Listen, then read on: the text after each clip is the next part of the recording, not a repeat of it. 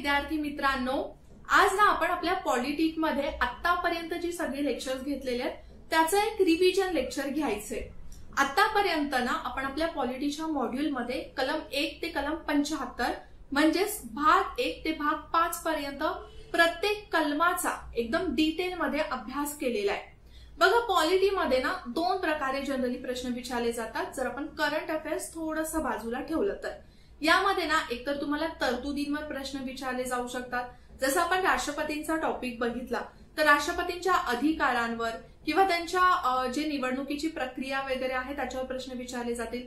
संसदेमध्ये संसदेच्या रचनेवर प्रश्न विचारले जातील, राईट। आणि दुसरा जो टाईप असतो प्रश्न विचारण्याचा आयोगाचा, तर डिरेक्टली कलमांवर प्रश्न विचारले जातात। म्हणजे एक त्यातला असू शकतं की एका बाजूला तुम्हाला कोणतं कलम आहे ते विचारलं जाईल, दुसऱ्या बाजूला तुम्हाला तरतुदी दिल्या जातील आणि जोड्या लावायला सांगितल्या जातील की कोणत्या कलमामध्ये कोणती तरतूद देण्यात आलेली आहे। मग त्यासाठी ना हे जे रिव्हिजन आहे ते खूप महत्वाचं ठरतं। ज्या वेळेला लेक्चर्स घेतलेले आहेत त्यावेळेला तर मी तुम्हाला सांगितलेले आहेत की तुम्ही कलम आणि त्याच्यामधल्या तरतुदी कशा लक्षात ठेवू शकता, पण त्यावेळेला आपला सर्वात जास्त फोकस कशावर होत्या तर त्या तरतुदी समजून घेण्यावर। बघा, फक्त वाचन केलं तर इनफ नाहीये राज्यशास्त्राचं, थोडंसं त्या तरतुदी समजून घेणं सुद्धा महत्वाचं आहे, कारण की आयोग कधी कधी करंट अफेअर्स वरून प्रॅक्टिकल बेस्ड सुद्धा प्रश्न विचारू शकतं। जसं आय थिंक लास्ट 2 लेक्चर्स मध्ये बघा मी तुम्हाला क्वेश्चन ऑफ द डे त्याच टाईपचे विचारले होते, त्यामुळे त्या तरतुदी समजून घेणं सुद्धा महत्वाचं आहे। पण तरतुदी समजणं सुद्धा इझी आहे, कलम लक्षात ठेवणं सुद्धा इझी आहे जर तुम्ही त्या दोन्ही गोष्टी एकत्र करून नीट अभ्यास केला, एक स्पेसिफिक डिरेक्शन ठेवला अभ्यास करताना, तर नक्कीच दोन्ही गोष्टी तुमच्या चांगल्या लक्षात राहतील। ठीक आहे, मग आता आपण कशाचा अभ्यास करायचा आहे तर कोणत्या कलमामध्ये काय तरतुदी आहेत। लेक्चरमध्ये मी एक्सप्लेनेशन अजिबात देणार नाहीये किंवा कमी एक्सप्लेनेशन ठेवण्याचा प्रयत्न करेल, कारण की आपण ऑलरेडी त्याच्यावर डिटेलमध्ये लेक्चर्स घेतलेले आहेत। जर कोणी आधी ते लेक्चर्स बघितले नसतील तर पूर्ण ते लेक्चर्स बघून घ्या, त्यानंतर रिव्हिजन लेक्चर बघा, मग तुम्हाला ऍटलीस्ट समजेल तरी की तुम्ही रिव्हिजन सुद्धा कशा पद्धतीने केली पाहिजे। रिव्हिजन करण्याच्या 2 पद्धती असतात, जे तुम्ही नोट्स वगैरे काढून ठेवलेले आहेत त्या एकदा तुम्हाला डोळ्याखालून काढाव्या लागतील एक्झाम देण्यासाठी, आणि त्याचबरोबर क्वेश्चन पेपर सॉल्व्हिंग। ठीक आहे, तर या 2 गोष्टी महत्वाच्या असतात, राईट, रिव्हिजन करताना। मग आता आपण क्वेश्चन आन्सर सुद्धा नाही घेत आहोत, जे प्रॉपर कलम आहेत त्याचं रिव्हिजन करणार आहोत। आणि बघा, लक्षात राहील तुम्हाला, जर तुम्ही आधीचे लेक्चर्स नीट बघितले असाल तर हे रिव्हिजन करताना तुम्हाला त्या सगळ्या गोष्टी पटकन रिकॉल होतील। ओके, मग आता अजून जास्त मी काही बोलत नाहीये, आपण लगेचच आपल्या रिव्हिजन लेक्चरकडे वळूया। आरामात घ्यायची रिव्हिजन, जास्त स्ट्रेस घेऊ नका, छोट्या छोट्या गोष्टी आहेत त्या सुद्धा मी तुम्हाला सांग। ओके, सो आतापर्यंत आपण काय केलेलं आहे, कोणकोणते भाग बघितलेले आहेत तर भाग 1 ते भाग 5 पर्यंतचा अभ्यास आपण केलेला आहे। अभ्यास तर आपण भाग 1 ते भाग 5 पर्यंत केलाय, पण 5च भागांचा अभ्यास केलाय का? नाही, तर भाग 1 ते 5 पर्यंत आपण 6 भागांचा अभ्यास केलेला आहे। तो कसा काय? ज्यांनी आधी लेक्चर्स बघितले असतील तर त्यांना समजलंच असेल की कशा प्रकारे आपण 5 भागांचा अभ्यास केलेला आहे, पण तरी रिकॉल नसेल होत तरी एकदा मी तुम्हाला सांगते। तर भाग 1 आपण बघितला। भाग 1 मध्ये कोणता टॉपिक बघितला? संघ आणि त्याचं क्षेत्र। संघ आणि त्याचा क्षेत्राचा अर्थ काय होतो की आपल्या भारताच्या राज्य क्षेत्रामध्ये कोणकोणते प्रदेश येतात। मग वेगवेगळे 3 प्रदेश आपण बघितलेले आहेत, ते पुढे डिस्कस करूया शॉर्ट मध्ये। पण आपण भाग 1 मध्ये काय बघितलंय की आपल्या भारताचा राज्य क्षेत्र कसं असणार आहे, आपल्या भारताचा नकाशा स्पेसिफिकली कसा दिसेल ते भाग 1 मध्ये दिलेलं आहे। आणि त्याच्यामध्ये कलम कोणती आहेत? कलम 1 ते कलम 4। किती कलम दिलेली आहेत तर कलम 1 ते कलम 4। आता आपल्याला राज्य क्षेत्र तर दिलं की बाबा हा प्रदेश भारताचा आहे, भारताचा नकाशा असा दिसतोय। मग या प्रदेशावर कोण राहणार? ओके, या प्रदेशाचे नागरिक कोण असणार आहेत त्याच्या तरतुदी दिलेल्या आहेत भाग 2 मध्ये। ओके, म्हणजे त्या देशामध्ये कोणती लोक राहू शकतात, कोणाला नागरिकत्व कसं दिलं जाऊ शकतं किंवा दिलेलं नागरिकत्व कसं परत काढून घेतलं जाऊ शकतं, त्याच्या सगळ्या तरतुदी आहेत त्या भाग 2 मध्ये दिलेल्या आहेत, कलम 5 ते कलम 11 पर्यंत। ठीक आहे, मग याच्यामध्ये भारताचं नागरिक कोण असू शकतं, कोण नसू शकतं, भारताच्या नागरिक असलेल्यांना कोणते अधिकार देण्यात आलेले आहेत, नसलेल्यांना कोणते अधिकार देण्यात आलेले आहेत, आणि त्याचबरोबर संसद काय कायदा करू शकते, या सगळ्या ज्या तरतुदी आहेत त्या कशात दिलेल्या आहेत भाग 2 मध्ये। आधी आपल्याला राज्य क्षेत्र मिळालं, त्याच्यानंतर आपल्याला नागरिकत्व मिळालं। मग आता नागरिक म्हणून आपण राहतोय तर आपल्याला काही फॅसिलिटीज सुद्धा मिळाल्या पाहिजेत ना। जर आपल्याला आपला विकास करायचा आहे तर आपल्याला त्याच्यासाठी गरज कशाची आहे? विकास करण्यासाठी आपल्याला हक्कांची गरज आहे। त्यालाच आपण म्हणतो मूलभूत अधिकार. काय म्हणतो तर मूलभूत अधिकार. मग मूलभूत अधिकार आपल्याला कशाने दिलेले आहेत? भाग 3 ने दिलेले आहेत. आता यामध्ये ना मूलभूत अधिकार जर आपण बघितलं तर मॅग्ना कार्टा म्हटलं जातं. भाग 3 ला काय म्हटलं जातं? Magna carta. इथे ना एक गोष्ट लक्षात ठेवा, मूलभूत अधिकार आणि जे ह्युमन राईट्स आहेत, मानवी अधिकार, यामध्ये खूप फरक आहे.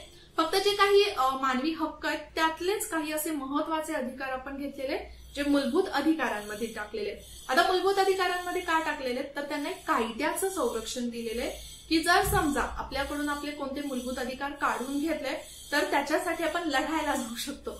लढायला जाऊ शकतो म्हणजेच काय तर आपण न्यायालयामध्ये जाऊ शकतो की आमच्याकडून कोणी आमचे मूलभूत अधिकार काढून घेऊ शकत नाही. मग हे कुठे दिलेले आहेत तर ते दिलेले आहेत कलम 12 ते कलम 35 पर्यंत.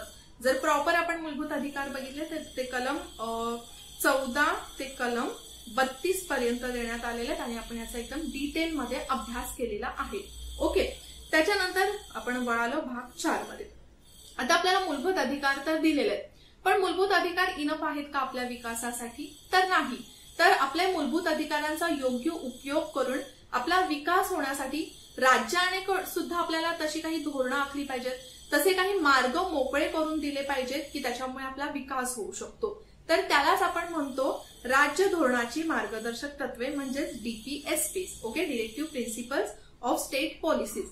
म्हणजेच ना या गाईडलाईन्सचा किंवा या मार्गदर्शक तत्वांचा वापर करून काय करणारे राज्य तर काही अशी धोरणं योजना आखू शकतं की ज्याच्यामुळे आपला लोककल्याण होईल, समाजाचा विकास होईल. आणि त्या तरतुदी देण्यात आलेल्या आहेत कलम 36 ते कलम 51 पर्यंत. कुठे देण्यात आलेल्या आहेत? कलम 36 ते कलम 51 पर्यंत. आता भाग 4 नंतर डिरेक्टली आपण भाग 5 कडे गेलो का? नाही. मध्ये ना एका घटना दुरुस्तीने एक नवीन भाग ऍड करण्यात आला, ते म्हणजे भाग 4A किंवा भाग 4A आपण त्याला म्हणतो. आणि त्याच्यामध्ये फक्त एकच कलम ऍड करण्यात आलं, ते म्हणजे कलम 51A. कलम 51A मध्ये काय देण्यात आलेलं आहे तर ते म्हणजे आपली मूलभूत कर्तव्य. आपला विकास तर होतोय, पण आपल्या विकासाबरोबर आपण आपल्या देशामध्ये बऱ्याचशा अशा गोष्टी आहेत त्यांचं संरक्षण केलं पाहिजे, राईट. मग ते संरक्षण करण्याचं कर्तव्य सुद्धा तर आपलं आहे. मग ही कर्तव्य आपल्याला कशात देण्यात आलेली आहेत? Fundamental duties. तर फक्त त्याच्याशी एकच कलम रिलेटेड आहे, ते म्हणजे कलम 51A. आणि त्याच्यामध्ये आता जर आपण बघितलं तर एकूण 11 मूलभूत कर्तव्य देण्यात आलेली आहेत की ज्यांचं आपल्याला पालन करावं लागेल. ठीक आहे. त्यानंतर मग शेवटी आपण बघितलं भाग 5. आता तर भाग 5 मध्ये असं म्हटलं जातं की हे कार्यकारी मंडळाची तरतुदी आहेत सगळ्या. मग आता कार्यकारी मंडळामध्ये कोण येतं? राष्ट्रपती आणि त्याचबरोबर मंत्रिमंडळ आणि पंतप्रधान. मग कार्यकारी मंडळाशी संबंधित ज्या सगळ्या तरतुदी आहेत त्या देण्यात आलेल्या आहेत कलम 52 ते कलम 78 पर्यंत. मग आता कलम 52 ते कलम 78 पर्यंत आपण बघितलं तर बाप रे बाप इतकी कलम आहेत. मग त्याच्यावर सुद्धा ना विभाजन करण्यात आलेलं आहे. कलम 52 ते कलम 62 पर्यंत राष्ट्रपतींबद्दलच्या तरतुदी आहेत. कलम 63 पासून तर ते कलम 72 पर्यंत 73 पर्यंत उपराष्ट्रपतींच्या तरतुदी आहेत किंवा 71, 72, 73 राष्ट्रपती आणि उपराष्ट्रपती दोघांशी संबंधित आहेत. मग जर आपण प्रॉपर उपराष्ट्रपतींच्या तरतुदी बघितल्या तर कलम 63 पासून तर 69 पर्यंत आहेत. खूप कमी तरतुदी आहेत. आणि मग बाकीच्या ज्या तरतुदी आहेत 74, 75 तर त्या कशाशी संबंधित आहेत?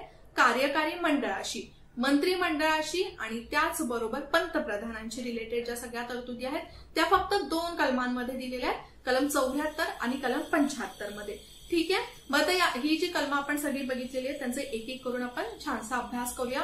बघा, जर तुम्हाला लिहायचं असेल तर जे मी सांगते तेच लिहिण्याचा प्रयत्न करा, नोट डाऊन करण्याचा प्रयत्न करा. यामध्ये असं काही रॉकेट सायन्स नाहीये की जे तुम्हाला मी इन डिटेलमध्ये सांगणार आहे. ओके, मग आता आपण बघूया भाग 1 मध्ये आपल्याला काय दिले कलम 1 ते 4 मध्ये. पटपट आपण रिव्हिजन करून घेऊया कारण की या सगळ्या गोष्टी आपण आधी नीट समजून घेतलेल्या आहेत. कलम 1 ते 4 मध्ये काय दिलेलं आहे? सर्वात पहिल्यांदा कलम 1 मध्ये काय दिलेलं आहे? सॉरी, 1 असं लिहिया ना. ठीक आहे. कलम 1 मध्ये आपल्याला काय दिलेलं आहे की एक भारत नावाचा आपला देश असणार आहे आणि हा भारत काय आहे? आपला राज्यसंघ. त्याच्यामध्ये काय दिलंय? इंडिया मीन्स भारत असं देण्यात आलेलं आहे कलम 1 मध्ये. तर हे लक्षात ठेवा, हे असणार आहे राज्यांचा संघ. कसं मेन्शन करण्यात आलेलं आहे?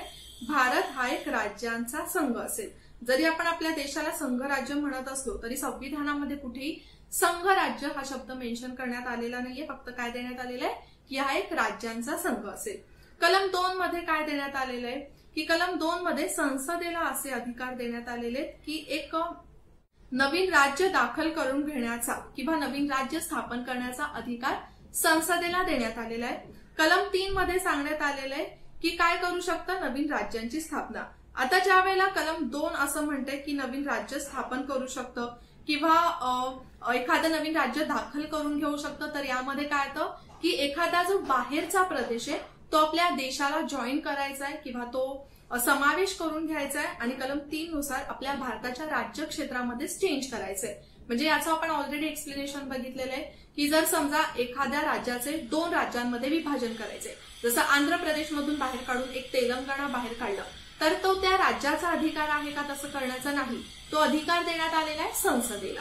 ठीक आहे। त्यानंतर आपण कलम 4 बघितलं। कलम 4 मध्ये काय दिलंय की कलम 2 आणि कलम 3 नुसार जे काही आपल्या राज्य क्षेत्रामध्ये बदल करण्यात येतील तर त्याला घटना दुरुस्ती मानली जाणार नाही। काय मानली जाणार नाही, तर घटना दुरुस्ती मानली जाणार नाही। घटना दुरुस्ती कोणत्या कलमानुसार करण्यात येते, तर कलम 368 नुसार। ठीक आहे। आता जे आपण याचे एक्सप्लेनेशन आहे की संसदेमध्ये कशा प्रकारे याचा विधेयक मांडलं जातं, त्याच्यानंतर त्यावर कशी मान्यता मिळते राष्ट्रपतींची, ते सगळं छानपैकी डिस्कस केलेलं आहे। ओके।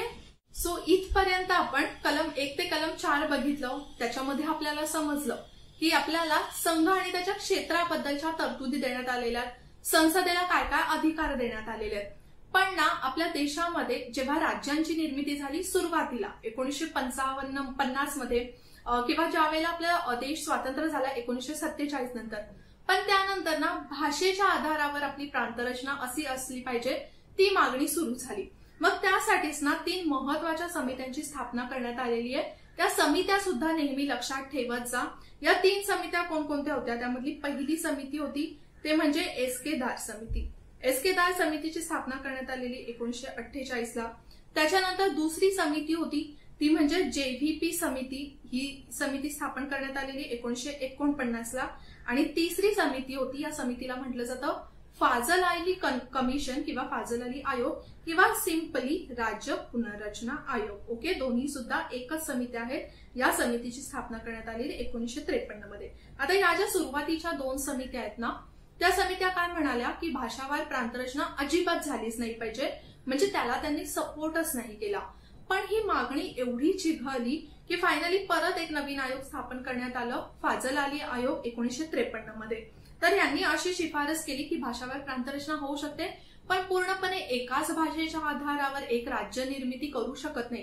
कारण की बघा आपल्याकडे एवढ्या भाषा आहेत, जर प्रत्येक भाषेसाठी एक राज्य देण्यात आलं तर अगदी छोट्या छोट्या प्रांतांमध्ये आपल्या देशाचं विभाजन होईल। ओके, त्यामुळे थोडासा आधार इथे भाषेचा देण्यात आला, पण त्याचबरोबर ऍडमिनिस्ट्रेशन सुद्धा विचार करावं, कल्चर सुद्धा तिकडच्या लोकांचा विचार करावा आणि त्याच्यानंतरच प्रांतरचना करावी असं त्यांनी सांगितलं। आणि फायनली 1956 ला या प्रांत रचनेसाठी, राज्य निर्मितीसाठी एक नवीन कायदा आणण्यात आला, ते म्हणजे राज्य पुनर्रचना कायदा। आणि त्याच्यानुसार मग राज्यांची निर्मिती करण्यात आली। ठीक आहे। मग आता इथे भाग 1 मध्ये कोणकोणत्या गोष्टी आल्या ते तुम्हाला समजलं। एक म्हणजे कलम 1 ते कलम 4 पर्यंत। त्यानंतर महत्वाचे आपण समित्या बघितल्या, महत्वाचे आयोग बघितले। त्याच्यानंतर आपण बघितला एक महत्वाचा कायदा। याच्याशी रिलेटेड 2 घटना दुरुस्त्या सुद्धा आहेत। एक म्हणजे बेरुबारी युनियनशी रिलेटेड 9वी घटना दुरुस्ती, त्याचबरोबर बांगलादेशशी रिलेटेड अजून एक रिसेंटली घटना दुरुस्ती होती, ती म्हणजे 100वी घटना दुरुस्ती। तर या 2 घटना दुरुस्त्या सुद्धा लक्षात ठेवा, याचा आपण ऑलरेडी नीट अभ्यास केलेला आहे। आता आपण पुढच्या भागाकडे वळूया, ते म्हणजे भाग 2 कडे। भाग 2 मध्ये काय दिलेलं आहे, तर ते म्हणजे नागरिकत्व, की आपल्या देशामध्ये आपल्याला राहायचंय तर आपण कसे आपल्या भारताचे नागरिक असू शकतो, किंवा एखाद्या दुसऱ्या देशातला परकीय व्यक्ती आहे त्याला आपल्या भारताचं नागरिकत्व कशा पद्धतीने मिळू शकतो, किंवा एखाद्या नागरिकाचं नागरिकत्व कसं काढून घेतलं जाऊ शकतं, या ज्या सगळ्या तरतुदी आहेत त्या भाग 2 मध्ये दिलेल्या आहेत, कलम 5 ते कलम 11 पर्यंत। ठीक आहे। पण बघा आता सध्या जे आपल्याला नागरिकत्व मिळालेलं आहे किंवा आता ज्या प्रकारे आपल्याकडून नागरिकत्व काढून घेतलं जाऊ शकतं ना, त्याच्यासाठी ना 1955चा कायदा आहे, नागरिकत्व कायदा 1955। ठीक आहे। आपल्यासाठी या तरतुदी मेनली डिरेक्टली अप्लाय होत नाहीत। या कायद्यामध्ये बऱ्याच वेळेला वेगवेगळ्या दुरुस्त्या सुद्धा करण्यात आलेल्या आहेत। पण बघा जे सुरुवातीचं नागरिकत्व होतं, ज्या वेळेला आपली राज्यघटना अस्तित्वात आली 1950 मध्ये, त्यावेळेला सुरुवातीला कोणाकोणाला नागरिकत्व दिलं जाईल ना, ते खूप महत्वाचं होतं। कारण की आपल्या देशाचं 2 देशांमध्ये विभाजन झालेलं, पाकिस्तान आणि भारतामध्ये, राईट. मग त्यावेळेच्या काही गोष्टी होत्या, त्याचप्रमाणे काही असे ब्रिटिश होते जे भारतामध्येच राहिलेले, त्यांच्यासाठी काही तरतुदी होत्या. तर ते जे सुरुवातीचं नागरिकत्व आहे त्यालाच आपण म्हणतो प्रारंभीचं नागरिकत्व, ते आपल्याला राज्यघटनेमध्ये दिलेलं आहे. मग आता ना कलम 5 मध्ये सुरुवातीचं नागरिकत्व दिलेलं आहे की भारताचे नागरिक कोण असू शकतात. त्यामध्ये 3 गोष्टी दिलेल्या आहेत. एक म्हणजे ज्याचा जन्म भारतामध्ये झालेला असेल, दुसरं म्हणजे ज्याचे आई वडील आजी आजोबा हे भारताचे नागरिक असतील, आणि तिसरं म्हणजे 1950 मध्ये ज्यावेळेला आपली राज्यघटना अस्तित्वात आली त्याच्या सलगच्या 5 वर्षांमध्ये, म्हणजे आधीच्या 5 वर्षांपासून जो व्यक्ती इतर देशामधून भारतात आलाय, दुसऱ्या देशामधून भारतात आलाय आणि तो भारतामध्येच राहतोय, तर त्याला नागरिकत्व दिलं जाईल असं दिलेले कलम 5 मध्ये. ठीक आहे. त्याच्यानंतर कलम 6 मध्ये काय देण्यात आलेलं आहे की जे लोक आधी पाकिस्तानामध्ये राहत होते पण जेव्हा देशाचं विभाजन झालं त्याच्यानंतर ते पाकिस्तानातून भारतामध्ये आले. ठीक आहे. तर त्यावेळेला ज्या पाकिस्तानाच्या लोकांना नागरिकत्व दिलं गेलं तर ते देण्यात आलेले कलम 6 मध्ये. कलम 7 मध्ये काय देण्यात आलं, विभाजनाच्या वेळेला काय झालं की बरेचसे असे जे भारतातले नागरिक होते की जे परत पाकिस्तानामध्ये गेले. काय गेले? पाकिस्तानामध्ये गेले, कारण की तिथे त्यांची फॅमिली होती, किंवा जर समजा ते इस्लामिक असतील तर पाकिस्तानामध्ये गेले. पण त्यांना वाटलं की पाकिस्तान आपल्या राहण्यायोग्य नाहीये, मग ते परत भारतात आले. मग अशा लोकांसाठी जे भारतातून स्थलांतरित होऊन पाकिस्तानात गेले आणि परत भारतात आले, तर त्यांच्यासाठीचं जे नागरिकत्व आहे ते देण्यात आलेलं आहे कलम 7 मध्ये. ठीक आहे. त्यानंतर कलम 8 मध्ये काय दिलेलं आहे की जे भारताचे नागरिक आहेत पण बऱ्याच वर्षांपासून भारताच्या बाहेर राहत आहेत त्यांचं नागरिकत्व देण्यात आलेलं आहे कलम 8 मध्ये. त्यालाच आपण म्हणतो काय, पर्सन ऑफ इंडियन ओरिजिन. काय तर पर्सन ऑफ इंडियन ओरिजिन, त्यालाच आपण म्हणतो PIO. ठीक आहे. कलम 9 मध्ये देण्यात आले की जर समजा एखाद्या भारताच्या नागरिकाने इतर देशाचं नागरिकत्व मिळवलं, ठीक आहे, म्हणजे आता भारताचा नागरिक आहे, भरपूर वर्षांपासून तो USA मध्ये राहतोय, अमेरिकेमध्ये राहतोय, जर तिकडचं त्याने नागरिकत्व मिळवलं तर ऑटोमॅटिकली जे भारताचं नागरिकत्व आहे ते त्याच्याकडून निघून जाईल. कारण की आपल्याकडे दुहेरी नागरिकत्व किंवा एका देशाचं नागरिकत्व असेल तरी दुसऱ्या देशाचं नागरिकत्व आपण स्वीकारू शकतो का? नाही. जर दुसऱ्या देशाचं नागरिकत्व स्वीकारायचंय तर आपल्याला आपल्या देशाच्या नागरिकत्वाचा त्याग करावा लागेल. आपली सिटीजनशिप जी आहे ती आपल्याला सॅक्रिफाईस करावी लागेल. ठीक आहे. त्यानंतर कलम 10 मध्ये काय देण्यात आलेलं आहे की जो भारताचा नागरिक असेल ना त्याच्यासाठी संसदेने जे काही कायदे केले असतील ते त्याच्यावर लागू होतील. ओके, सिंपल गोष्ट आहे. आता आपण आपल्या भारताचे नागरिक आहोत तर आपल्या देशामध्ये कायदा करणारी मोठी संस्था कोणती आहे? संसद. मग संसद जे काही कायदे करेल ते भारताच्या नागरिकावर लागू होतील. कलम 11 मध्ये दिलेलं आहे की नागरिकत्वासंबंधीच्या ज्या काही तरतुदी आहेत तर त्याच्या संबंधी कायदा करण्याचा अधिकार हा संसदेला देण्यात आलेला आहे. मग आता तोच कायदा, कोणता कायदा करण्यात आला तर ते म्हणजे 1955चा आपला जो सिटीजनशिप ऍक्ट आहे तो करण्यात आला. ठीक आहे. सिटीजनशिप ऍक्ट मध्ये आतापर्यंत बऱ्याच वेळेला वेगवेगळ्या दुरुस्त्या करण्यात आलेल्या आहेत, वेळोवेळी दुरुस्त्या करण्यात आलेल्या आहेत. कारण की बघा आपल्याकडे भारतामध्ये राहणारे जी लोक आहेत त्यांच्यामध्ये वेळेनुसार काही ना काहीतरी बदल झालेल्या, काही गोष्टी अशा आढळून आल्या की आपल्या सिटीजनशिप ऍक्ट मध्ये बदल करण्यात आले पाहिजेत. जसं बघा रिसेंटली जो तरतूद आहे किंवा रिसेंटली जी दुरुस्ती आहे ती 2019 मध्ये झालेली सिटीजनशिप अमेंडमेंट ऍक्ट 2019. 2019च्या या सिटीजनशिप अमेंडमेंट ऍक्ट मध्ये काय देण्यात आलेलं आहे की असे काही 3 देशांचे नागरिक आहेत जे 6 धर्माचे असतील की ते त्या धर्माचे आहेत, त्याच्यामुळे त्या देशांमध्ये त्यांच्यावर अत्याचार करण्यात आला, त्यामुळे ते भारतात आलेले आहेत आणि त्याच्यासाठी काही क्रायटेरिया ठेवण्यात आलेला आहे, त्यानुसार त्यांना नागरिकत्व दिलं जाईल. आता मला सांगा कमेंटमध्ये की हे कोणते 3 देश आहेत आणि कोणते 6 धर्म आहेत. ओके, बराचसा चर्चेतला असलेला विषय, त्यामुळे परीक्षेला त्याच्यावर जास्तीत जास्त प्रश्न विचारले जाऊ शकतात. ठीक आहे. मग आता इथे तुम्हाला नागरिकत्वाबद्दलच्या सगळ्या तरतुदी समजल्या की कोणती कलमं आहेत, त्याच्यानंतर त्याच्याशी संबंधित कोणता कायदा आहे आणि त्याच्यामध्ये रिसेंट दुरुस्ती कोणती करण्यात आलेली. ठीक आहे. त्याच्यानंतर आपण बोलूया सर्वात महत्वाचा आणि मोठा भाग, ते म्हणजे भाग 3. आपल्या राज्यघटनेमधल्या काही भागांपैकी एक मोठा भाग आहे. आपल्या राज्यघटनेमध्ये ना 2 भाग खूप महत्वाचे आहेत आणि मोठे आहेत. सर्वात पहिला जो मोठा भाग आहे ते म्हणजे भाग 5 आणि त्याच्यानंतर येतं ते म्हणजे भाग 3.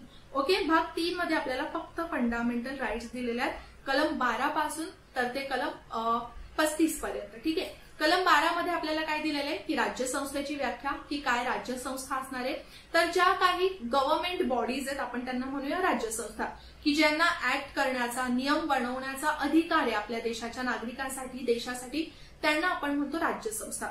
कलम 13 मध्ये काय देण्यात आलेलं आहे, तर कलम 13 मध्ये न्यायिक पुनर्विलोकन. जे काही कायदे फंडामेंटल राईट्सशी संबंधित किंवा कशाशी संबंधित केले जातील संसदेकडून, मग त्यामध्ये असं आढळून आलं की जे काही कायदे करण्यात आलेले आहेत त्याच्यामुळे आपले फंडामेंटल राईट्स व्हायलेट होत आहेत, ओके, ते कुठेतरी आपण म्हणू शकतो आपल्याकडून ते भंग केले जात आहेत, तर ते रद्द करण्याचा किंवा ते जे कायदे आहेत ते रद्द करण्याचा जो अधिकार आहे तो कोणाला देण्यात आलेला आहे, सर्वोच्च न्यायालयाला. मग इथे लक्षात ठेवा कलम 13 कशाशी संबंधित आहे, न्यायिक पुनर्विलोकनाशी. इथे न्यायालय म्हणजे सर्वोच्च न्यायालय येणारच आहे. हा अधिकार फक्त सर्वोच्च न्यायालयाला इथे देण्यात आलेला आहे, हे लक्षात ठेवा. ठीक आहे. त्याच्यानंतर कलम 14 ते कलम 18 काय देण्यात आलेलं आहे, समानतेचा अधिकार. काय देण्यात आलेला आहे, समानतेचा अधिकार. बघा आता हे तुम्हाला इथे लक्षातच ठेवायचं आहे. कलम 14 ते 18 समानतेचा अधिकार आहे. कलम 19 ते कलम 22 स्वातंत्र्याचा अधिकार आहे. त्याच्यानंतर कलम 23 आणि कलम 24 जे आहे ते शोषणाविरुद्धचा अधिकार आहे. कलम 25 ते कलम 28 पर्यंत आपल्याला धर्म स्वातंत्र्याचा अधिकार देण्यात आलेला आहे. कलम 29 आणि कलम 30 जे आपले अल्पसंख्याक आहेत त्यांच्या अधिकारांशी त्यांच्या हक्कांच्या संरक्षणाशी संबंधितच्या ज्या तरतुदी आहेत त्या कलम 29 आणि कलम 30 मध्ये दिलेल्या आहे. कलम 31 जे आहे ते रद्द करण्यात आलेले आहे, ज्याच्यामध्ये संपत्तीचा अधिकार देण्यात आलेला. आणि त्यानंतर फायनली येतो आपण कलम 32 मध्ये. कलम 32 मध्ये काय देण्यात आलेलं आहे, तर ते म्हणजे 5 प्रकारचे रिट्स, 5 प्रकारचे आदेश जे सर्वोच्च न्यायालय आपल्या हक्कांचं आपल्या मूलभूत अधिकारांचं संरक्षण करण्यासाठी काढू शकतं. ठीक आहे. मग आता एक एक करून पटकन मी तुम्हाला ही सगळी कलमं सांगते म्हणजे तुमच्या लक्षात येईल की कोणकोणती कलमे. पटापट रिकॉल करण्याचा प्रयत्न करा. मी जास्त एक्सप्लेनेशन इथे तुम्हाला देणार नाहीये कारण की ऑलरेडी आपण याचं एक्सप्लेनेशन हे नीट बघितलेलं आहे. कलम 14 मध्ये दिलेलं आहे की सगळे जे आहेत लोक आपल्या देशातली ती कायद्यासमोर समान असणारे आणि सगळ्यांसाठी समान कायदा असणारे. कलम 15 मध्ये देण्यात आलेलं आहे. आता बघा इथे काय दिलेलं आहे की सगळे कायद्यासमोर समान असणारे. एक एक शब्द लक्षात ठेवा. इथे आलेला आहे कायदा आहे. दुसरं दिलेलं आहे की लोकांमध्ये भेदभाव केला जाणार नाही. काय दिलेलं आहे, भेदभाव. मग कशाच्या आधारावर भेदभाव केला जाऊ नये, तर ते म्हणजेच जात, धर्म, वंश, लिंग, जन्मस्थान या आधारांवर भेदभाव केला जाऊ नये हे देण्यात आलेले कलम 15 मध्ये. पण मग पुढे त्याच्यामध्ये कलम 15(4) कलम 15(3) मध्ये अपवाद सुद्धा देण्यात आलेले आहेत की जे आर्थिक सामाजिक दुर्बल घटक आहेत, महिला आहेत, त्यांच्यासाठी राज्य वेगळ्या तरतुदी करू शकतं त्यांच्या विकासासाठी. ठीक आहे. ते काय आहेत तर अपवाद आहेत. कलम 16 मध्ये आता इथे आपल्याला या सगळ्या गोष्टी करून तर भेदभाव नॉर्मली केला जाऊ नये असं दिले, पण तिथेच नोकऱ्यांच्या बाबतीत सुद्धा भेदभाव केला जाऊ नये असं दिले. आता या नोकऱ्या कोणत्या आहेत तर सरकारी नोकऱ्या. सरकारी नोकऱ्यांमध्ये सगळ्यांना समान संधी मिळावी हे 16 मध्ये दिलेलं आहे. कलम 17 मध्ये काय दिलेलं आहे तर यात दिलेलं आहे अस्पृश्यता नष्ट करणे, म्हणजे जे कोणी अस्पृश्यता पाळेल त्यांना शिक्षा केली जाईल. ठीक आहे. कलम 18 मध्ये दिलेले पदवी नष्ट करणे. पदव्या किंवा किताब आपल्याला जे दिले जातात की ज्याच्यामुळे एक प्रकारे समाजामध्ये असमानता आपल्याला दिसू शकते, तर ते पदव्या किंवा जे किताब आहेत जे बघा राव बहादूर वगैरे असे किताब पूर्वी दिले जायचे, पाटील हा सुद्धा बरेच जण किताब म्हणून वापरतात, तर ते किताब रद्द करण्याचं जी तरतूद आहे ती कशात देण्यात आलेली आहे कलम 18 मध्ये. म्हणजे कलम 18 मध्ये काय दिलंय, एकतर सगळे कायद्यापुढे समान असणार आहेत, कोणामध्ये भेदभाव केला जाऊ नये, कोणीही अस्पृश्य नाहीये किंवा कोणीही असं एक काय आपण म्हणू शकतो की त्याला उच्च स्थान नाहीये. जर कायद्यासमोर आपण बघितलं तर कोणालाही उच्च स्थान नाहीये, त्याच्यामुळे त्याला कोणताही किताब दिला जाऊ नये. ओके. त्याच्यानंतर आपण बघूया समानतेच्या अधिकाराकडे. स्वातंत्र्याच्या अधिकाराकडे. स्वातंत्र्याचा अधिकार कशात दिलेला आहे कलम 19 ते कलम 22 मध्ये. तर कलम 19 मध्ये आपल्याला माहितीये 6 वेगवेगळ्या प्रकारचे स्वातंत्र्य दिलेले आहे. अभिव्यक्ती स्वातंत्र्य, राईट, विचार करण्याचं स्वातंत्र्य दिलेलं आहे. त्याच्यानंतर आपल्याला कुठेही फिरण्याचं स्वातंत्र्य आहे, भाषण स्वातंत्र्य देण्यात आलेलं आहे. त्याचबरोबर आपल्याला सभा स्वातंत्र्य देण्यात आलेलं आहे. ठीक आहे. कुठेही जाऊन आपण भारतामध्ये राहू शकतो, व्यवसाय करू शकतो, हे सगळे अधिकार आपल्याला कलम 19 मध्ये देण्यात आले. ठीक आहे. त्यानंतर कलम 20 सुद्धा आपण डिटेलमध्ये बघितलेलं आहे ऑलरेडी. कलम 20 मध्ये आपल्याला काय दिलेलं आहे की अपराधाबद्दलची दोषसिद्धी. ओके. म्हणजे आपण जो काही अपराध केलेला आहे त्याच्याबद्दल आपल्याला कशी शिक्षा मिळते ते त्याचं संरक्षण कशात देण्यात आलेलं आहे तर ते म्हणजे कलम 20 मध्ये. म्हणजेच एकाच शिक्षेसाठी एकाच अपराधासाठी आपल्याला 2 वेळा शिक्षा होऊ शकत नाही किंवा ज्या वेळेला एखाद्या व्यक्तीने अपराध केलाय त्यावेळेला जो कायदा असेल त्या कायद्यानुसारच त्या व्यक्तीला शिक्षा होऊ शकते. हे कशात दिलेलं आहे कलम 20 मध्ये. त्यानंतर कलम 21 कडे आपण वळलो, ज्याच्यामध्ये जीवित आणि व्यक्तिगत स्वातंत्र्य दिलेलं आहे. आणि सर्वात महत्वाचं जर आताच्या पिरियडमध्ये आपण बघितलं तर सर्वात महत्वाचा अधिकार आपण हाच आहे म्हणू शकतो. जसं अगदी आपण स्वातंत्र्याने इकडे तिकडे फिरू शकतो किंवा आपल्याला शांततेत राहण्याचा अधिकार आहे, आपल्याला उपजीविकेचा अधिकार आहे, आपल्याला प्रायव्हसीचा अधिकार आहे, हा सगळा आपल्याला कशातून मिळतोय तर ते म्हणजे कलम 21 मधून मिळतोय. त्याच्यानंतर आपण कलम 22 बघितलं. कलम 22 मध्ये काय दिलेलं आहे, अटक आणि स्थानबद्धतेपासूनचं संरक्षण. अटक आणि स्थानबद्धतेपासूनचं संरक्षण म्हणजेच काय की जर समजा एखाद्या व्यक्तीला अटक करण्यात आली तर 24 तासांमध्ये त्याला न्यायालयासमोर हजर करणं, त्याचबरोबर त्याला का अटक करण्यात आलेली आहे हे त्याला सांगणं किंवा अटक करताना पोलिसाकडे वॉरंट असणं, हे सगळं देण्यात आलेलं आहे कलम 22 मध्ये. पण दोन प्रकारचे आपण तिथे स्थानबद्धता बघितलं, एक म्हणजे प्युनिटिव्ह डिटेन्शन आणि प्रिव्हेंटिव्ह डिटेन्शन. तर हे सुद्धा लक्षात ठेवा, आपण काय याचा अर्थ होतो ते नीट समजून घेतलेलं आहे. प्युनिटिव्ह डिटेन्शन म्हणजे एखाद्याने अपराध केलाय त्याच्यानंतर त्याला डिटेन करण्यात आलेलं आहे तर त्याला बरेचसे अधिकार देण्यात आलेले आहेत. पण जर समजा अपराध करण्याच्या आधी एखाद्याला डिटेन केलं जाते त्यालाच आपण प्रिव्हेंटिव्ह प्रतिबंधात्मक डिटेन्शन म्हणतोय. तर त्याच्यासाठी हे जे सगळ्या गोष्टी दिलेल्या आहेत ना की 24 तासामध्ये त्याला न्यायालयासमोर वगैरे हजर करा, तर हे अधिकार मिळत नाही. त्या संबंधित त्याला 3 महिन्यांपर्यंत स्थानबद्ध म्हणजे डिटेन केलं जाऊ शकतं. ठीक आहे. त्याच्यानंतर आपण वळालो ते म्हणजे आपलं एक इथे राहिलं ते म्हणजे 21A, ज्याच्यामध्ये शिक्षणाचा अधिकार दिलेला आहे. 6 ते 14 वर्ष वयोगटातील शिक्षणाचा अधिकार कशात देण्यात आलेला आहे तर ते म्हणजे कलम 21A मध्ये. सो आपण सगळ्या ज्या गोष्टी आहेत स्वातंत्र्याच्या अधिकाराबद्दल त्या इथे बघितल्या. पुढे आपण बघितलं ते म्हणजे शोषणाविरुद्धचा अधिकार कलम 23 आणि कलम 24 मध्ये. कशात तर कलम 23 आणि कलम 24 मध्ये. कलम 23 मध्ये काय दिलेलं आहे तर माणसांचा अपव्यापार, वेठ बिकारी, गुलामी याबद्दलचं संरक्षण म्हणजे शोषणाविरुद्धचं जे संरक्षण आहे त्याच्यात दिलेलं आहे कलम 23 मध्ये. कलम 24 मध्ये बाल कामगार दिलेले आहेत, म्हणजे 14 वर्ष वयोगटातील जी मुलं असतील, लहान मुलं, त्यांना धोकादायक ठिकाणी काम करण्यापासून प्रतिबंध असणे हे कशात दिलेलं आहे कलम 24 मध्ये. आणि त्याच्यावरूनच आपल्याकडे जो चाइल्ड लेबर ऍक्ट आलेला आहे तो अंमलात आणण्यात आलेला आहे. ठीक आहे. मग आता कलम 23 कलम 24 बघितलं. पुढे कलम 25 ते कलम 28 पर्यंत आपण धार्मिक स्वातंत्र्याचा अभ्यास केलाय. कसा तर धर्म स्वातंत्र्याचा अभ्यास. कलम 25 मध्ये आपल्याला देण्यात आलेलं आहे की आपण आपल्याला वाटतोय त्या धर्माचं सद्सद बुद्धीने आचरण करू शकतो, त्याचा प्रचार करू शकतो. ठीक आहे. तर या सगळ्या गोष्टी कशात देण्यात आलेल्या आहेत कलम 25 मध्ये. कलम 26 मध्ये देण्यात आलेले आहे की जे व्यवहार आहेत आपल्या धर्मसंस्थेबद्दलच्या किंवा ज्या धार्मिक संस्था आहेत त्यांचा व्यवहार सांभाळण्याचा अधिकार कलम 26 मध्ये देण्यात आलेला आहे. कलम 27 मध्ये देण्यात आलेले आहे की एखाद्या धर्माच्या संवर्धनासाठी कर देण्याविषयीची जो आपला अधिकार आहे तोय. म्हणजे समजा एखाद्या धर्माचं संवर्धन करायचंय म्हणून राज्य किंवा सरकार आपल्याकडून टॅक्सेस कलेक्ट करू शकत नाही, हे लक्षात ठेवा.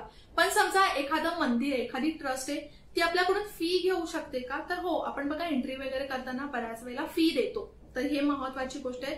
त्यानंतर कलम 28 मध्ये काय देण्यात आलेलं आहे की ज्या शैक्षणिक धार्मिक संस्था आहेत म्हणजे ज्या शैक्षणिक संस्था आहेत सरकारकडून ज्या चालवल्या जातात तिथे धार्मिक शिक्षण दिलं जाऊ शकत नाही.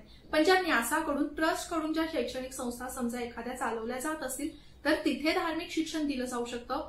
पण सरकारच्या पैशातून त्यांच्या अनुदानातून ज्या काही शैक्षणिक संस्था चालवल्या जातात तिथे धार्मिक शिक्षण दिलं जाऊ शकत नाही. पुढे 29 आणि 30 कशाशी संबंधित आहेत तर ते म्हणजे अल्पसंख्याकाशी संबंधित आहेत. 29 मध्ये काय देण्यात आलेलं आहे की अल्पसंख्याक वर्गाच्या हितसंबंधासाठी संरक्षण म्हणजे त्याच्यासाठी वेगवेगळे कायदे सरकारकडून केले जाऊ शकतात. कलम 30 मध्ये देण्यात आलेले की अल्पसंख्याक वर्गांना त्यांच्या अल्पसंख्याक वर्गांचं संरक्षण करण्यासाठी, भाषेचं संरक्षण करण्यासाठी संस्था स्थापन करण्याचा, त्यांचं प्रशासन करण्याचा अधिकार देण्यात आलेला आहे. बघा जनरली आपल्याकडे पण आपण बघतो की मराठी शाळा असतात किंवा मराठी भाषेचं जतन करण्यासाठी वेगवेगळ्या आपण योजना सुद्धा आखल्या जातो बघतो सरकारकडूनही. पण वेगवेगळ्या गोष्टी किंवा वेगवेगळे आपण काय म्हणू शकतो संमेलन, साहित्य संमेलन वगैरे घेतले जातात ना, का कारण की आपल्याला आपल्या भाषेचं संरक्षण करायचंय. ठीक आहे. तर हे सेम अल्पसंख्याक सुद्धा करू शकतात. ओके. आता पुढे कलम 31 तर आपण बघितलंय रद्द झाले. त्यानंतर आपण कलम 32 बघितलं. कलम 32 मध्ये आपल्याला घटनात्मक उपाययोजना दिल्या. घटनात्मक उपाययोजना म्हणजेच काय की जे सर्वोच्च न्यायालय ते 5 प्रकारचे आदेश रीट्स काढू शकतं आणि त्याच्यामुळे आपल्या मूलभूत अधिकारांचं संरक्षण होतं. मग हे 5 प्रकारचे रीट्स कोणकोणते आहेत तर बंदी प्रत्यक्षीकरण, महाआदेश, प्रतिषेध, उत्प्रेक्षण आणि अधिकार कृष्या. या सगळ्यांचा अर्थ काय होतो ते आपण ऑलरेडी लेक्चरमध्ये समजून घेतलेले आहे. ठीक आहे. मग मूलभूत अधिकार आपण इथे बघितले सगळे की कोणकोणते आहेत. त्याचबरोबर आपण ज्या उपाययोजना आहेत, घटनात्मक उपाययोजना, त्यांचा सुद्धा अभ्यास केला. त्यानंतर आपण पुढे वळालो ते म्हणजेच आपल्या मार्गदर्शक तत्वांकडे, DPSPs मध्ये, ज्याचा उल्लेख कशात करण्यात आलेला आहे ते म्हणजे भाग 4 मध्ये. कशात करण्यात आलेला आहे तर ते म्हणजे भाग 4 मध्ये. मग मार्गदर्शक तत्वांबद्दलच्या सगळ्या तरतुदी कशात देण्यात आलेल्या आहेत, कलम 36 ते कलम 51 पर्यंत. त्यातली सुद्धा एक एक तरतूद आपण छान पद्धतीने समजून घेतलेली आहे. जर तुम्ही लेक्चर्स बघितला नसाल तर बघा, बघून घ्या. मी त्या कशा लक्षात ठेवायच्या आहेत ना ते सुद्धा तुम्हाला सांगितलेले आहे. कलम 36 सेम कलम 12 सारखं आहे, ज्याच्यामध्ये राज्य संस्थेची व्याख्या दिलेली आहे. कलम 37 मध्ये काय सांगितलेलं आहे की भाग 4 मध्ये जे काही दिलेलं आहे त्याच्यानुसार राज्य त्यांची धोरणं आखेल. हे कशात दिलेलं आहे, कलम 37 मध्ये. मग कलम 38 पासून जे स्पेसिफिक मार्गदर्शक तत्वे ती सुरू होतात. कलम 38 मध्ये दिले राज्य काय करेल, लोककल्याणासाठी वेगवेगळ्या तरतुदी आखेल. राईट. कलम 39 मध्ये राज्याने अनुसरायची वेगवेगळी तत्व दिली आहेत. मग त्याच्यामध्ये स्त्री पुरुषांना समान कामासाठी समान वेतन, सगळ्यांना समान उपजीविकेचं साधन मिळालं पाहिजे, जी आपली राष्ट्राची संपत्ती आहे त्याचं जे विभाजन आहे, डिस्ट्रीब्युशन आहे ते योग्य पद्धतीने झालं पाहिजे. त्याचप्रमाणे स्त्री, पुरुष, युवक यांच्या शक्तीचा कोणीही चुकीचा उपयोग करू नये. हे सगळं कशात देण्यात आलेलं आहे, कलम 39 मध्ये. त्याच्यामध्ये आपण बघितलं A ते F पर्यंत. ठीक आहे. अ ते फ पर्यंत कलम 39 मध्ये वेगवेगळी मार्गदर्शक तत्व देण्यात आलेली आहेत. कलम 39 अ मध्ये देण्यात आलेले की समान न्याय आणि कायदेविषयक मोफत सहाय्य, म्हणजे ज्या लोकांना स्वतःची केस लढता येत नाहीये, कायद्याचं सहाय्य मिळत नाहीये, ते राज्य सहाय्य करेल. त्याच्यानंतर ग्रामपंचायतीचं संघटन करण्यात आलं पाहिजे, हे कलम 40 मध्ये देण्यात आलेले आहे. 41 मध्ये कामाचा, शिक्षणाचा आणि वेगवेगळ्या बाबतीत लोकसहाय्याचा हक्क इथे देण्यात आलेला आहे. म्हणजेच इथे कामाचा, शिक्षणाचा म्हणजेच काय की जे बेरोजगार असतील, अपंग असतील, वृद्ध असतील तर त्यांना एक चांगलं सहाय्य मिळावं त्याच्यासाठी वेगवेगळ्या तरतुदी करण्यात येतील. जसं बघा आपल्याकडे वृद्धांसाठी वेगवेगळ्या योजना आखल्या जातात, बेरोजगारांसाठी जसं मनरेगा वगैरे योजना आहेत, तर त्या कशाच्या अंतर्गत येतात आपण म्हणू शकतो, कलम 41 नुसार ते धोरण आखण्यात आलेलं आहे. राईट. थोडंसं हे एक्झाम्पल समोर ठेवत जा. कलम 42 मध्ये कामाविषयक न्याय, त्यानंतर मानवी परिस्थिती, प्रसूती विषयक सहाय्य, म्हणजे बघा कामाशी संबंधित जे तुम्हाला रिलीफ मिळू शकतं. जर प्रसूती असेल, एखादी व्यक्ती प्रेग्नेंट असेल, डिलिव्हरी असेल, तर बाळ झाल्यानंतरचं जे आपल्याला माहितीये प्रसूती वॅकेशन दिली जाते त्यालाच आपण मॅटर्निटी लिव्ह म्हणतो, तर त्याला आपण काय म्हणतो, एक प्रकारे ते प्रसूती विषयक सहाय्य देण्यात येतं. त्यानंतर कामगारांना निर्वाह, वेतन. त्यानंतर 43 अ मध्ये देण्यात आलेले उद्योगधंद्यांच्या म्हणजे जे व्यवस्थापन आहे त्याच्यामध्ये कामगारांचा सुद्धा सहभाग झाला पाहिजे. त्यानंतर सहकारी संघटनांच्या स्थापनेसाठी प्रोत्साहन देणं, हे देण्यात आलेलं आहे कलम 43 ब मध्ये. मी पटापट घेते कारण की ऑलरेडी याच्यावर आपण डिस्कस केलेलं आहे, नाहीतर उगाच आपलं लेक्चर मोठं होईल. ठीक आहे. त्यानंतर कलम 44 समान नागरी कायदा आणावा. बघा समान नागरी कायद्यावर ना खूप वेळ डिस्कस केलं जातं. आपली जेवढी मार्गदर्शक तत्वे आहेत त्याच्यानुसार भरपूर योजना, भरपूर धोरणं आखण्यात आलेली आहे, पण अजूनपर्यंत तरी समान नागरी कायद्यावर जास्त काही बोलण्यात आलेलं नाहीये. समान नागरी कायदा म्हणजे काय, प्रत्येक व्यक्तीसाठी एकच कायदा लागू होणं. जसं आपल्याकडे आता तुम्हाला माहितीये एक हिंदू कोड बिल आहे, तर सगळे जे बरेचसे धर्म आहेत ज्याच्यामध्ये आपण हिंदू, जैन, त्याचबरोबर बौद्ध, शीख यांच्यासाठी हा एक कायदा आहे. त्याचबरोबर मुस्लिमसाठी हा कायदा आहे का, नाही. इस्लामिक धर्मासाठी त्यांचं शरीयत कोड आहे, ख्रिश्चन्स धर्मासाठी त्यांचा एक वेगळा कायदा आहे. ठीक आहे. तर हे सगळे कायदे रद्द करून एकच कायदा असणं त्यालाच आपण काय म्हणतो, समान नागरी कायदा. त्यानंतर कलम 45 मध्ये दिलंय की जे 6 वर्षाखालील लहान बालकं असतील त्यांच्या शिक्षणाची, त्यांच्या देखभालाची तरतूद राज्य करेल. ठीक आहे. कलम 46 मध्ये अनुसूचित जाती, जमाती आणि दुर्बल घटक यांचं आर्थिक आणि शैक्षणिक हित संवर्धन त्याचं संरक्षण करणं कलम 46 मध्ये देण्यात आलेलं आहे. कलम 47 मध्ये पोषणमान, राहणीमान उंचावणं देण्यात आलेलं आहे. मग याच्यामध्ये बघा आपण ते दारूबंदी वगैरे बघितलं, ते सगळं कशात येईल, कलम 47 मध्ये. ठीक आहे. मग जसं गुजरातमध्ये दारूबंदी करण्यात आलेली आहे ती कोणत्या कलमानुसार करण्यात आलेली आहे, कलम 47 मध्ये. कलम 48 मध्ये कृषी आणि पशुसंवर्धन यांची सुसूत्र व्यवस्थापन लावणं हे देण्यात आलेलं आहे. त्याचबरोबर याच्यामध्ये अजून एक गोष्ट देण्यात आलेली आहे की जी पाळीव जनावर आहेत, दुभती जनावर आहेत, त्यांचं संरक्षण कलम 48 नुसार करण्यात येतं. ठीक आहे. मग जे आपल्याकडे गोहत्या बंदी कायदा आहे तो कलम 48 नुसार करण्यात येतो. कलम 48A मध्ये पर्यावरण संरक्षण, वन आणि वन्यसृष्टीचं संरक्षण हे कलम 48A मध्ये देण्यात आलेले आहे. 39 मध्ये जे आपले वारसा स्थळ आहेत त्यांचं संरक्षण करायचंय. कलम 50 मध्ये जी आपली कार्यकारी यंत्रणा आहे त्याला कार्यकारी यंत्रणेपासून जी आपली न्याय यंत्रणा आहे त्याला वेगळं ठेवण्याची तरतूद आहे. कलम 51 मध्ये आंतरराष्ट्रीय शांतता व सुरक्षा याचं संवर्धन करण्यात यावं असं देण्यात आलेलं. ठीक आहे.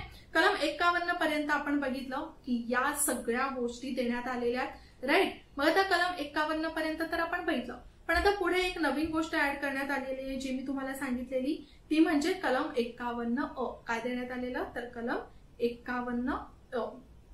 51A कशात आहे तर ती भाग 4 मध्ये आहे आणि याच्यामध्ये भाग 4 मध्ये फक्त एकच कलम आहे, मूलभूत कर्तव्य. आता ही कोणकोणती मूलभूत कर्तव्य ती मी तुम्हाला सांगत नाही, पण सध्या 11 मूलभूत कर्तव्य आहेत जी 42व्या घटना दुरुस्ती ऍड करण्यात आलेली 1976 मध्ये, जे 10 मूलभूत कर्तव्य 1976 मध्ये, जे 11वं एक मूलभूत कर्तव्य आहे ते 2002 मध्ये 86व्या घटना दुरुस्तीने ऍड करण्यात आलेली. जसं बघा कलम 21A 86व्या घटना दुरुस्तीने ऍड करण्यात आलेलं. कलम 45 मधली जी तरतूद आहे त्याच्यामध्ये चेंज करण्यात आलं कलम घटना दुरुस्ती 86 ने, आणि त्याचबरोबर जे 11वं मूलभूत कर्तव्य आहे ते सेम त्या एकाच घटना दुरुस्तीने ऍड करण्यात आलेले. ठीक आहे. कलम 52 मध्ये काय देण्यात आलेलं आहे की आपल्या भारताचे एक प्रेसिडेंट असतील.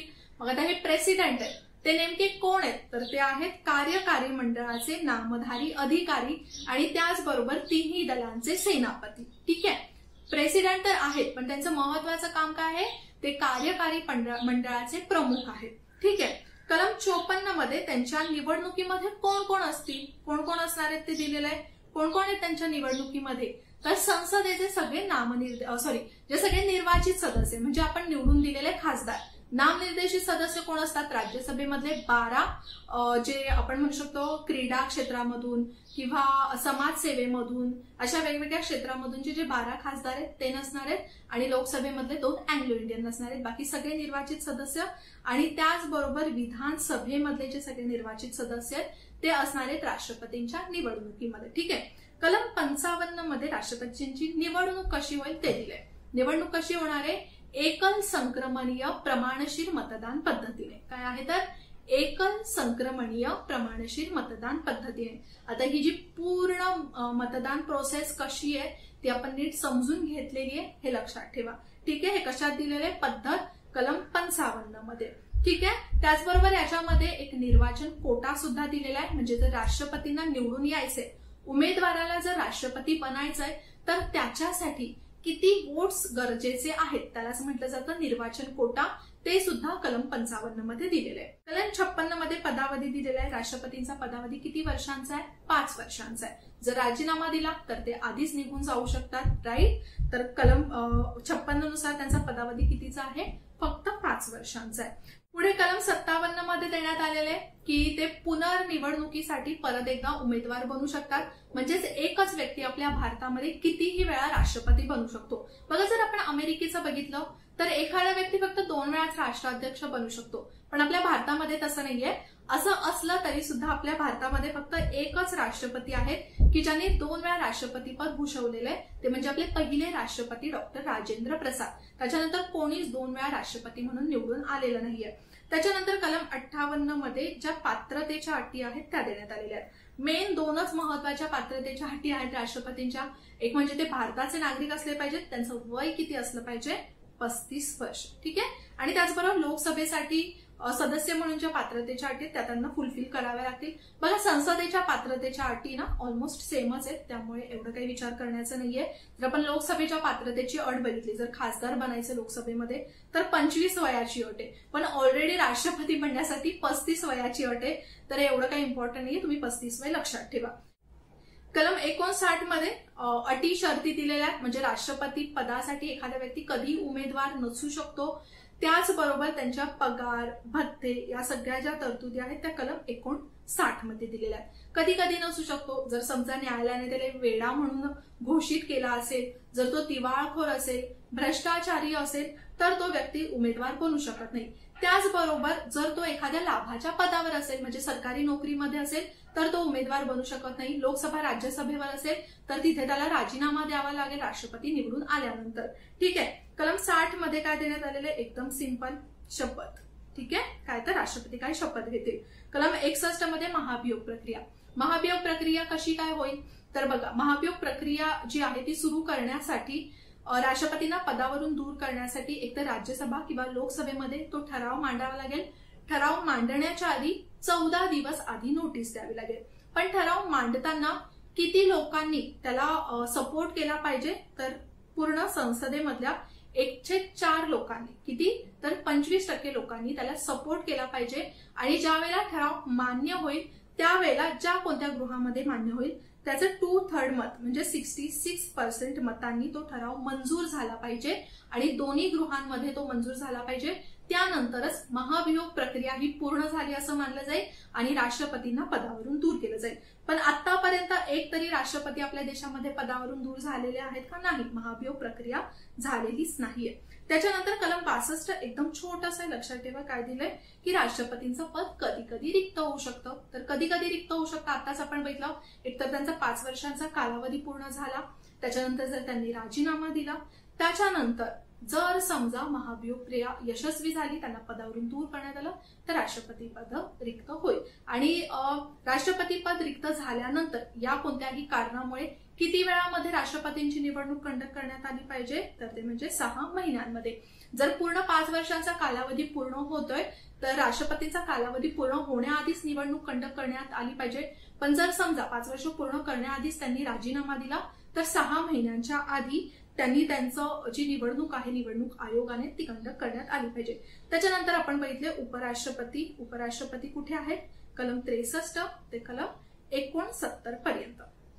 कलम 63 मध्ये सिंपल, जे 52 मध्ये देण्यात आलेले तिथे राष्ट्रपती होते, इथे उपराष्ट्रपती आहेत। कलम 63 नुसार भारताचे एक उपराष्ट्रपती आहेत असतील असं दिलेलं आहे। ओके। कलम 64 मध्ये देण्यात आलेले ते राज्यसभेचे पदसिद्ध सभापती असतील। काय देण्यात आलेले, ते राज्यसभेचे पदसिद्ध सभापती असतील। राज्यसभेचे सभापती कोण असतात, तर जे उपराष्ट्रपती असतात तेच असतात। सभापती म्हणून त्यांची काही वेगळी निवडणूक होत नाही, जे उपराष्ट्रपती म्हणून निवडणूक होते तेवढीच होते।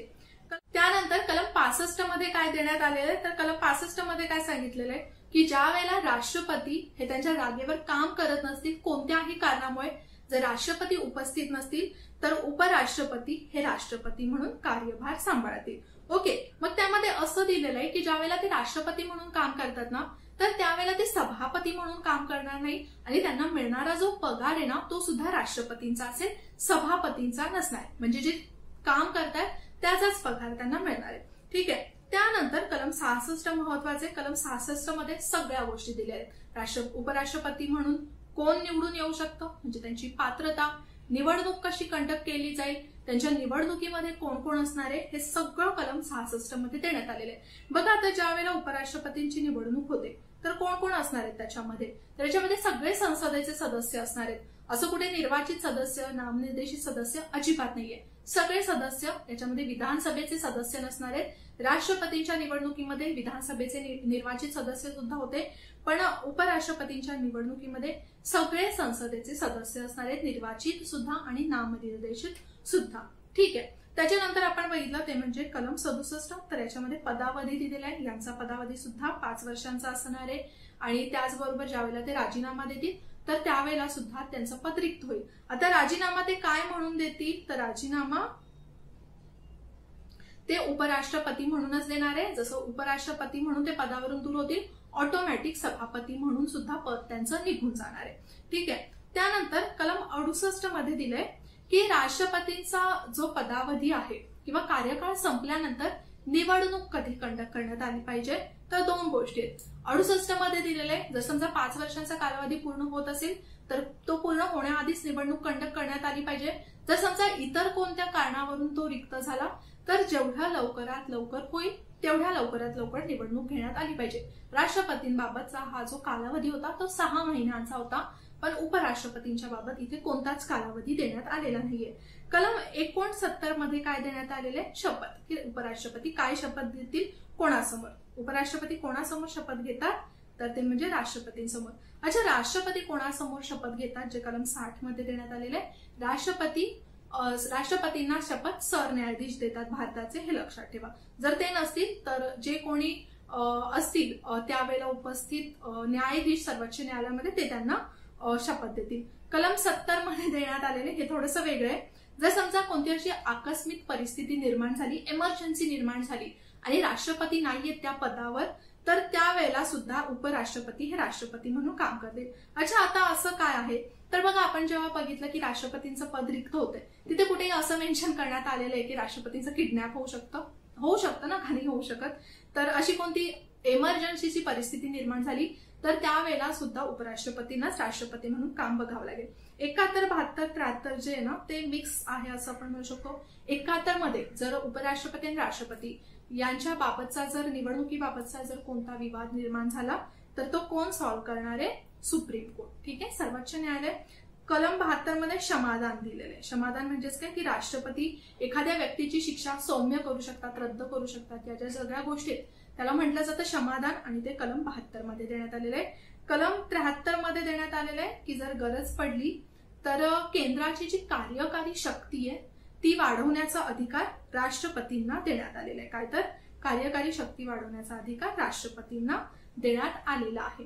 ठीक आहे. त्यानंतर आपण बघितलं कलम 74 आणि कलम 75. एकदम इझी, जास्त काही नाहीये याच्यामध्ये. कलम 74 मध्ये दिलेलं आहे की राष्ट्रपतींना मदत करण्यासाठी एक मंत्रिमंडळ असेल, त्यालाच आपण म्हणतो काउन्सिल ऑफ मिनिस्टर्स. काय तर काउन्सिल ऑफ मिनिस्टर्स असेल, आणि या काउन्सिल ऑफ मिनिस्टरचं कामावर अधिकार किंवा याचे अध्यक्ष कोण असणार आहेत तर ते म्हणजे पंतप्रधान. तर पंतप्रधानांच्या आपण म्हणू शकतो देखरेखीखाली एक काउन्सिल ऑफ मिनिस्टर असणार आहे. फक्त एवढंच दिलेलं आहे कलम 74 मध्ये. याच्या व्यतिरिक्त अजून काहीच दिलेलं नाहीये. अजून एक छोटीशी गोष्ट दिलेली आहे की जे काही मंत्रिमंडळ सल्ला देतील तो राष्ट्रपतींना मान्य करावाच लागेल. त्यानंतर कलम 75 मध्ये आपण 1, 2, 3, 4, 5 असं बघितलेलं, ज्याच्यामध्ये सर्वात पहिल्यांदा आपण असं बघितलेलं की पंतप्रधानांची जी नियुक्ती आहे ते राष्ट्रपती करतील, आणि पंतप्रधानांच्या सल्ल्यानुसार मग इतर मंत्र्यांची नियुक्ती राष्ट्रपती करतील. इतर मंत्री म्हणजेच काय? मंत्रिमंडळातले इतर मंत्री. आता मंत्रिमंडळाची रचना कशी आहे ते सुद्धा आपण बघितलेलं. मंत्रिमंडळाच्या रचनेमध्ये कोण कोण येतं तर एक म्हणजे सर्वात पहिल्यांदा पंतप्रधान येतात, त्याच्यानंतर कॅबिनेट मिनिस्टर्स, त्याच्यानंतर राज्यमंत्री, आणि त्याच्यानंतर येतात ते म्हणजे उपमंत्री. कॅबिनेट मिनिस्टर्सना हेल्प करण्यासाठी राज्यमंत्री असतात. ठीक आहे, राज्यमंत्रींना हेल्प करण्यासाठी उपमंत्री असतात. पण याच्यामध्ये त्या मंत्रिमंडळासंबंधित किंवा ते जे खाते आहे त्याच्या संबंधित निर्णय घेण्याचा अधिकार या दोघांना नसतो, फक्त कॅबिनेट मिनिस्टर्सनाच असतो. जर समजा कॅबिनेट मिनिस्टर्स नसतील, कुठे गेले असतील, तर त्यांच्या जागी राज्यमंत्री काम करतात, हे लक्षात ठेवा. ठीक आहे, पण राज्यमंत्र्यांना कधीच कॅबिनेट मिनिस्टर असं म्हटलं जात नाही, हे लक्षात ठेवा. जो सर्वात जास्त अधिकार आहे तो कॅबिनेट मिनिस्टर्सकडे असतो. आपल्याकडे 2 विभाजन सुद्धा करण्यात आलेले, एक म्हणजे कॅबिनेट, एक म्हणजे मंत्रिमंडळ. मंत्रिमंडळामध्ये 60 ते 70 मंत्री असतात, कॅबिनेटमध्ये 15 ते 20 मंत्री असतात. आणि त्याच पुढे कलम 75 मध्ये आपण बघितलं एक महत्वाची तरतूद देण्यात आलेली आहे की त्याच्यानुसार जो मंत्रिमंडळाचा आपण काय म्हणू शकतो एरिया असेल किंवा मंत्रिमंडळ हे फक्त 15% असेल लोकसभेच्या. ठीक आहे, म्हणजे जास्त उगाच जर सगळ्यांनाच मंत्री बनवत बसलं तर आपल्याकडे एवढे खाते कुठे आहेत की त्यांना मंत्री बनवलं जाईल. तर मंत्रिमंडळ केवढं असणार आहे? फक्त लोकसभेच्या 15%. ठीक आहे, लोकसभेची आपली सदस्य संख्या किती आहे?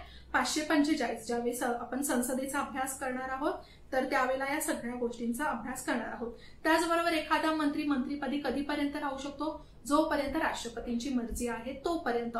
जर समजा एक महत्वाची गोष्ट त्यामध्ये ऍड करण्यात आलेली आहे, जर समजा हे सगळं कलम 75 मध्येच देण्यात आलेलं आहे. ओके, एखादा जो सदस्य आहे किंवा एखादा मंत्री जर लोकप्रतिनिधी कायद्यानुसार, पक्षांतर बंदी कायद्यानुसार जर समजा त्याचं सदस्यपद रद्द झालं, पक्षांतर बंदी कायदा आपल्याकडे आहे, त्याचा आपण अभ्यास नंतर करणार आहोत, आपण पॉलिटीच्या शेवटच्या लेक्चर्समध्ये करू.